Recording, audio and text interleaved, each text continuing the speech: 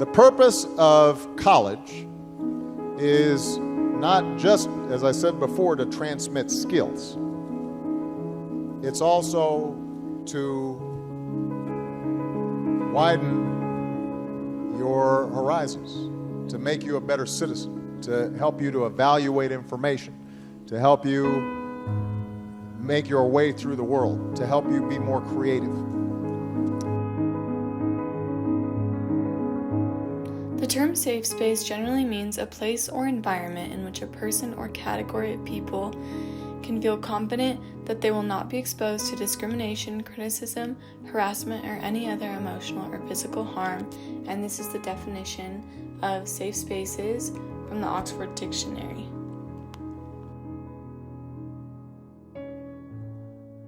The root causes of the debate between having college safe spaces and not having college safe spaces is social causes and political causes.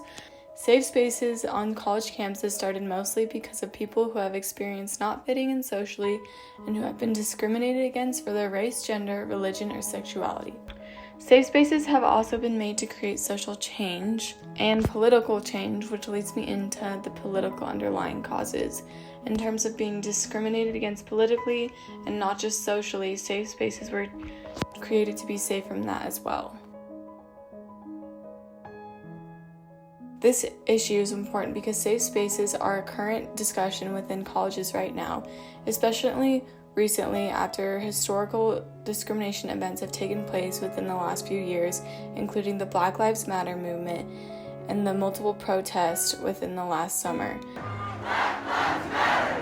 Black Lives Matter! And new legislation on gender rights. This is also important because it's a current issue of debate or whether or not they are useful or not and should be put in place at colleges or not, and whether they are compromising free speech. If I had an opinion about something, they'd look at me and say, well, that's stupid. And then they'd describe how they saw the world. And they might have had a different sense of politics, or they might have a different view about poverty, or they might have a different perspective on race. And sometimes their views would be infuriating to me. But it was because there was this space where you could interact with people who didn't agree with you and had different backgrounds than you, that I then started testing my own assumptions. And sometimes I changed my mind. Historically, before safe spaces were called safe spaces, they existed in many forms. One main example of this would be when African American civil rights activists gathered in churches and had a safe space to talk freely and be themselves. Imagine if Little Rock 9 had a safe space at school and how positively it would have affected history. Historical events have provided a basis for school policies today. For example, Supreme Court Engle v. Vitale provided that a school cannot enforce a school-wide policy that violates the First Amendment. In Engle Vitale's case, this would have been religion, but in our case, safe spaces may violate the freedom of speech guaranteed by the First Amendment. Engle v. Vitale protects this amendment, which many believe would make the campus-wide safe spaces unconstitutional. The debate over safe spaces began with the 1960s women's movement, which was made as a means to create protective spaces for women against violence and provided a community to make change. What once started as a movement centered around gender equality is now a movement inclusive to all races, genders, sexualities, religions, and much, much more. The current debate surrounding the issue can be a little confusing at times. Some critics of safe spaces suggest that safe spaces are a direct threat to free speech, foster groupthink, and limit the flow of ideas. Others accuse college students of being coddled snowflakes who seek protection from ideas that make them uncomfortable, whereas supporters of safe spaces argue it supports students' rights to freedom of expression and free speech. There are two ideas about safe spaces. One is a very good idea and one is a terrible idea. The idea of being physically safe on a campus, not being subjected to sexual harassment and physical abuse or something like that, or being targeted specifically personally for some kind of hate speech, you are an N-word or whatever. Perfectly fine with that. Perfectly fine with that. But there's another view that is now, I think, ascendant, which I think is just a horrible view, which is that I need to be safe ideologically. I need to be safe emotionally. I just need to feel good all the time.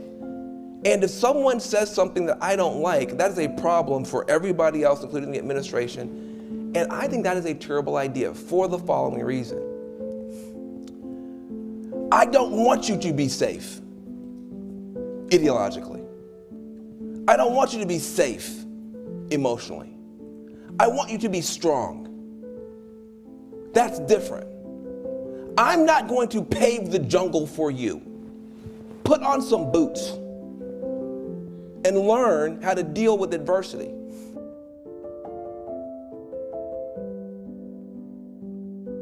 Groups that offer safe spaces have created a number of various versions of safe spaces, like designated classrooms and groups on campuses that seek to provide respect and emotional security.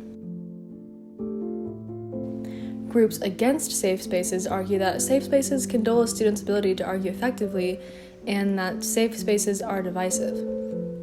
They also claim that safe spaces are an appeal for greater acknowledgement of diversity, but inclusion shouldn't come at the expense of suppressed voices. Safe spaces are seen all over the media. Shows such as Glee showcase safe spaces in a positive light. The ongoing morale of Glee Club is that when given a space to be yourself, where you can safely grow without judgment, only then can you become a better person and student. Your dad made sure that everyone in this school understood what it was like to see the world from this chair, and he helped me see all that I could be even though I was in it. He is the most genuine, honest. On the contrary, certain shows ridicule the idea of a safe space, such as the 5th episode of the 19th season of South Park. In this episode, the main characters sing a musical number which pokes fun at the ideology behind safe spaces. The name of the antagonist speaks for itself. It's named Reality. Throughout the episode, Reality keeps breaking into the safe space party and ruining it. South Park brings to light the ongoing debate about whether safe spaces are coddling the youth. Chicago University in 2015 showcases this issue. When students found an upcoming speaker controversial, they protested and tried to get the speaker fired. Robert Zimmer, the principal of Chicago University, instead let out an article published in the Wall Street Journal stating that just because students disagree with a person, they cannot refuse to listen to them. The purpose of a university education is to provide the critical pathway by which students can fulfill their potential, change the trajectory of their family, and build healthier, more inclusive societies. Zimmer makes an excellent point. We believe that instead of canceling certain speakers on controversial topics, make attendance encouraged but optional. This way, if a student finds a speaker or topic triggering, once again, they can just choose not to go. Clearly, there are two very different mindsets about this topic. Safe spaces are essential to student learning and are very easy to create.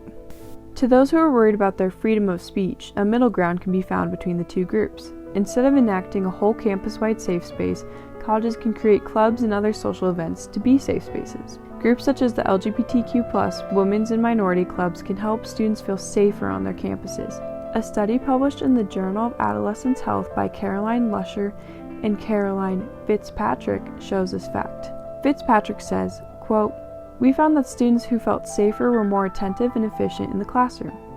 The same study also found that students who felt unsafe at school report higher levels of depression and anxiety. Safe spaces are essential to creating optimal learning environment for students. Although many may disagree with safe spaces, when kept to clubs and classes, they are an essential step to diversity and student health.